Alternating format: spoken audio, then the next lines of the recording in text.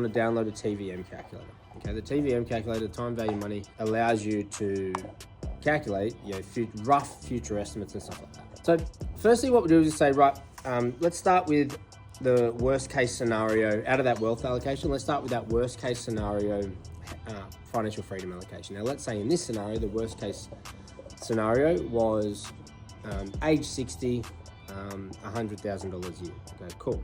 So we know roughly we're going to need, we roughly need $2 million, but you can do this probably. You go into your TVM, your calculator, you get to figure out how much you need from when you're 60, you put in the top, you put present value is what we're trying to find out. So you leave that blank.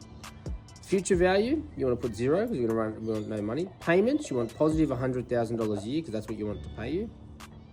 Return in retirement would say 5%.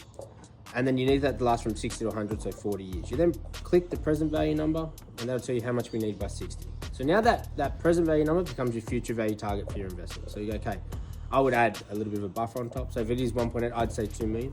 So we go, okay, right, in the calculator, you put in your present value of your superannuation fund, whatever that is. So minus that number, because that's what we're investing.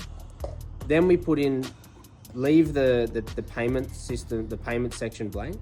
And then in the future value section, we put in there the number. So in this case, $2 million. And then we chase about 8%, right? So then we put 8%. And then however old you are, minus 60 is the years, right? And make sure it's compounding annually. Put that in there. So in my case, let's say it's 26 years. I then press the payment calculation and it will tell me in there how much I need to be contributing after fees and taxes to be properly invested to get me to that number.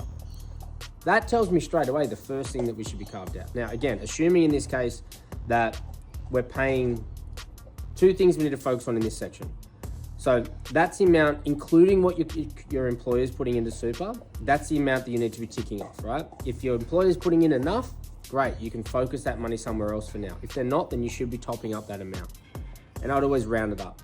Good tax benefits, obviously legislation risk, but making sure that nest egg's okay is really, really important.